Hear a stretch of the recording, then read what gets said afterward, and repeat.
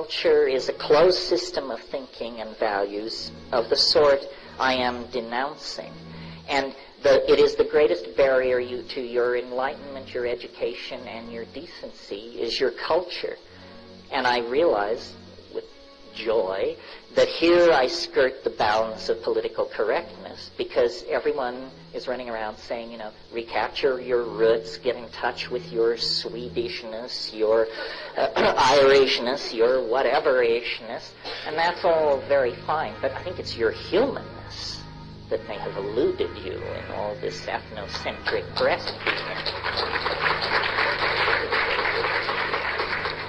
Well, why should culture imprison us and somehow place a barrier between ourselves and our true humanness? Well, I think I said at the beginning of this thing, culture and ideology are not your friends. They are not your friends. This is a hard thing to come to terms with, because a certain kind of alienation lies at the end of this thought process. Culture is for the convenience of culture, not you. How many times have your sexual desires, career aspirations, financial dealings, and aesthetic inclinations been squashed, twisted, rejected, and minimized by cultural values?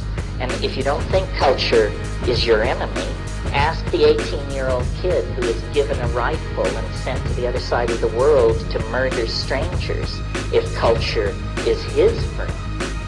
These extreme examples should bring it home to us that it's a kind of a con game. It is, in fact, strangely enough, a kind of virtual reality. We have been led to think of virtual realities as something on the screen of a computer or presented through a headset, but that's an electronic virtual reality. The primary technology for the building of virtual realities is language. Once you start talking about race pride, loyalty, our destiny, our God, our mission, it's like building virtual realities, and people begin to treat these things as though they had the substantiality of real objects, and to build their lives as though these things were real. And what is this? It's a diminution of humanness. You're choosing to limit yourself to a cultural reality, whether it's the reality of being Witoto or Orthodox Jewish or whatever it is. It's a smaller world than the simple hardware you were born into this universe with.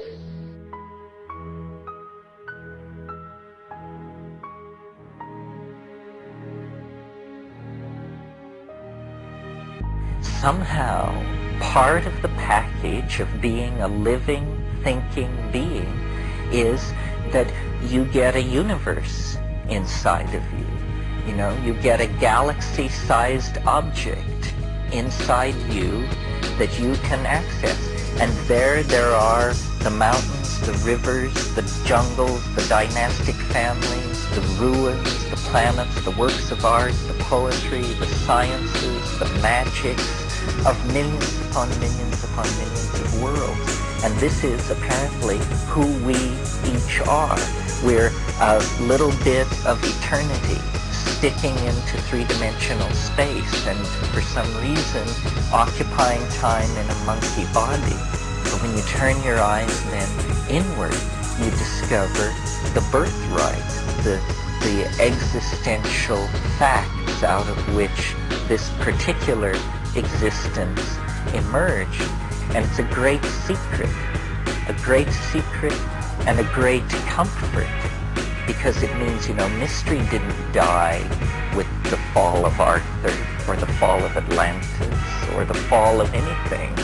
Mystery is alive in the moment, in the here and now. It just simply lies on the other side of a barrier of courage. And it isn't even that high a barrier. It just is a barrier high enough to keep out the insincere and the misdirected. But for those who will claim it, in the midst of the historical chaos of the late 20th century, they become the archaic pioneers. They become the first people to carry the Ouroboros serpent around to its own tail and to make a closure. And to the degree that any one of us has this connection back to the archaic in our life, it makes where we have been make a lot more sense, and it makes where we're going seem a lot more inviting, which it really is, I think.